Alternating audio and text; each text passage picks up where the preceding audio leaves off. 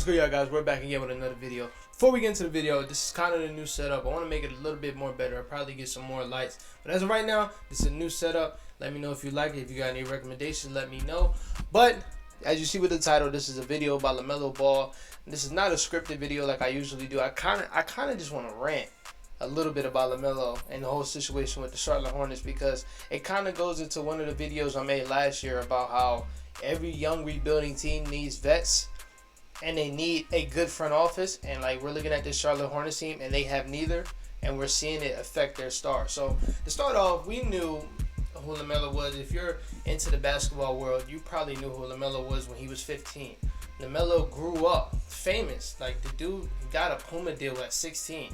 He's been famous his whole entire life. Shout out to his dad for making him and his three brothers completely famous and completely rich at a young age.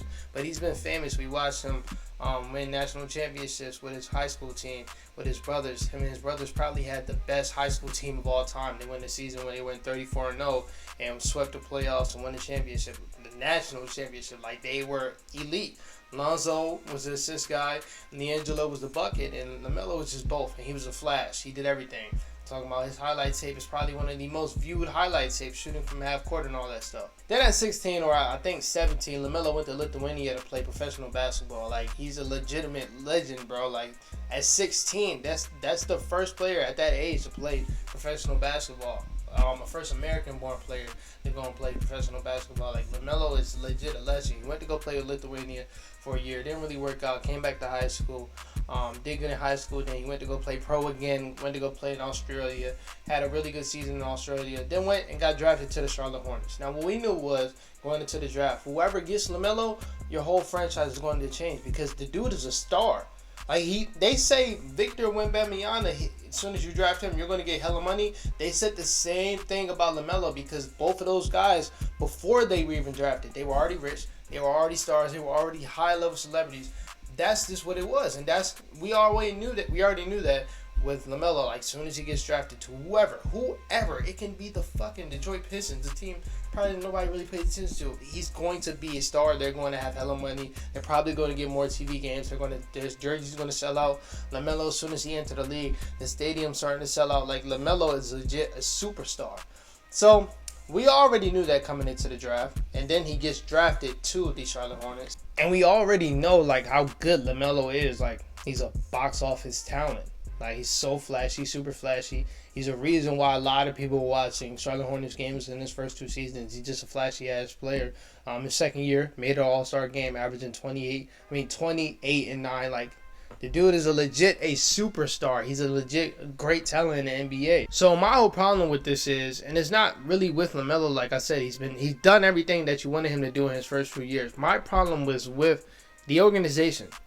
They haven't done a good job at all to build around their young guy, and it's hurting them. It's hurting them. Like, when we look at their roster, so their roster has basically been the same since Lamelo got drafted. This is his rookie year. Their roster, it was Lamelo, Bismack Biyombo, Miles Bridges, Devontae Graham, Gordon Hayward, Caleb Martin, Cody Martin, Jalen McDaniels, Malik Monk, Nick Richards, Terry Rozier, PJ Washington, Cody Zeller. Some of the guys they have right now, and now we're looking at the next year's roster. Basically the same thing next year. Lamelo Ball. Now you bring in rookie James Bouknight. You still got Miles Bridges. Still got Vernon Carey. You bring in Montrezl Harrell. That's a good. Actually, they traded for him during the year.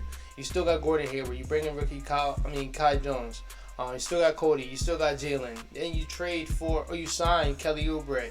And you still got Mason Plumlee, Terry Rozier. He came in the middle of the year. That don't really count. PJ Washington. Now this year, the names that they don't have Miles Bridges, don't have Montrez, and I believe that's it.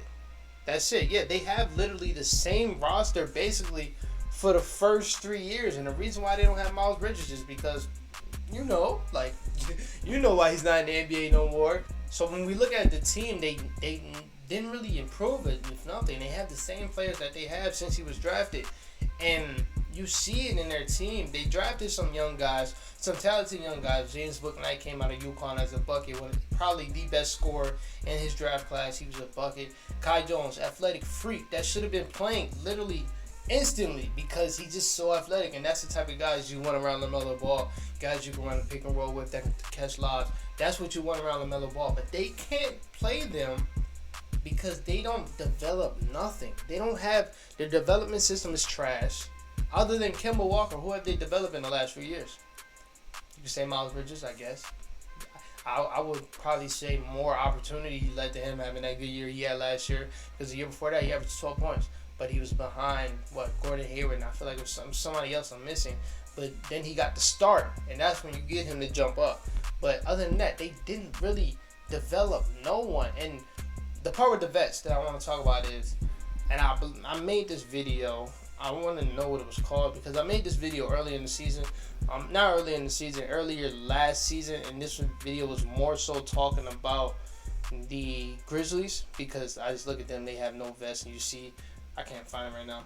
But it was more so saying when you have a rebuilding team, you need vets. Like when we're looking at rebuilding teams right now, the Cavs, they were a rebuilding team before the season. Before the season, they had Ricky Rubio, Rajon Rondo, and Kevin Love. You've seen how their impacted their young stars. Darius Garland said it plenty of times. He learned a lot from Rajon Rondo. Even in the little time that they played with each other, he learned a lot. Same thing with Ricky Rubio. Kevin Love, he impacted Evan Mobley so much. You can look at Evan Mobley interviews. He impacted him so much. We can go to the Timberwolves. They had one person, but like we know, Pat Bev is a legit, like a big personality in the NBA. So we seen his impact with the team. They played with a certain type of hunger and a certain type of swagger last year that they don't have right now because they don't have a vet. They don't have somebody that's been through the fire. Pat Bev's been to Western Conference, Eastern Conference Finals. He's been a defensive player, one of the best defensive players in the league. He's been in all defensive teams. Like Pat Bev's been through it all. You trade him for Rudy Gobert, he's been through it, but like not vocal. He's not going to connect to Anthony Edwards. He's not going to connect to Cat like Pat Beverly do. The thing we're seeing with the Charlotte Hornets is the same thing we're seeing with the Houston Rockets. No vets. No vets. You can say Eric Gordon. He's not a vocal vet. You need a certain type of vet with young teams. Like you can have like a Robin Lopez type of vet with a team that's like winning, but they're not. Like you can put Robin Lopez on the Sacramento Kings and he'll be a good vet because he's just been through there. He's a locker room guy. He's a good guy. But for a certain team that sucks, you need a vocal vet that teaches guys how to play. Like the Timberwolves before last year, they sucked. They sucked. You go out there, you get Pat Beverly. Now Anthony Edwards has his best defensive season. Jared Vanderbilt, best defensive season. Cat, his best defensive season. And they're making the 7th seed. We're looking at the Houston Rockets right now. They have no vet. That's why they look so lost. They're losing close games. They look so young and dumb. There's no real structure over there. Same thing with the Hornets. They don't have a vet. Mason Plumlee been in the league for a minute. He's not a vet. I wouldn't really consider you played long. That don't mean you a vet. In my eyes, vets are more guys. It's like they're just very vocal and they actually teach you shit. Like if they would have kept Isaiah Thomas, I can understand that. That's a vet. Gordon Hayward, he probably has good core chemistry with the guys. That's not a vet. That's going to take you under his wing. That is a vet. You can see Russell Westbrook with the Lakers. He's a vet for us. He's a vet. You gonna ask Juan Toscano Anderson, Malik Monk. You can watch their interviews. Lonnie Walker. They talk about how Russ literally took him under his wing. Malik Monk said Russ damn near saved my career. Like Russ is a vet. That is one thing that's going to hurt this Hornets team is they don't have no vet and they have no direction at all. That's probably the last point. They have no direction. Y'all want to be good. Y'all want to be a nice up and coming young team, but like I said, you don't develop right. You're not putting a good team around your young star, your young superstar. Like it depends on what you say a superstar is. I believe it's kind of two definitions: a superstar player and a superstar talent. And the superstar, just in general, like you just have a lot of clout and all that shit. Lamelo's a superstar. No matter what way you put it, Lamelo is a superstar. They haven't been able to put talent around him at all. Tried with Miles Bridges, that sucks. That sucks. But a loss of Miles Bridges, like they had a team last year. Going into this year, we was like, okay, they're going to be a 7 or 8 seed. You lose Miles Bridges. There's no way a lot of people see you lose Miles Bridges and they automatically put you as a 13 through 15 seed. That's no way. That's no way. Miles Bridges is a good player, but He shouldn't he shouldn't be the reason why we look at this team completely different. And we look at that completely different is because they don't have a lot of talent. They don't at all. Like, LaMelo's here, and I know I'm making this video while they're like completely trash and he's missed a lot of games, but I don't think they would have won a lot even with him, even though how good he is. They just don't have a good team at all. They don't. And that's the thing that scares me with LaMelo is this team kind of getting away from him showing his greatness, because I feel like LaMelo is a really good talent in this league. And I feel like right away, like, there's no reason why he can't do the shit that Tyrese Halliburton or Darius Garland doing right now with their teams. But look what their teams did. Darius Garland been through a rebuilding team. What they do? Go out there and traded for a guy. They traded for Donovan Mitchell. They traded for Jared Allen. Look what Tyrese Halliburton's team did.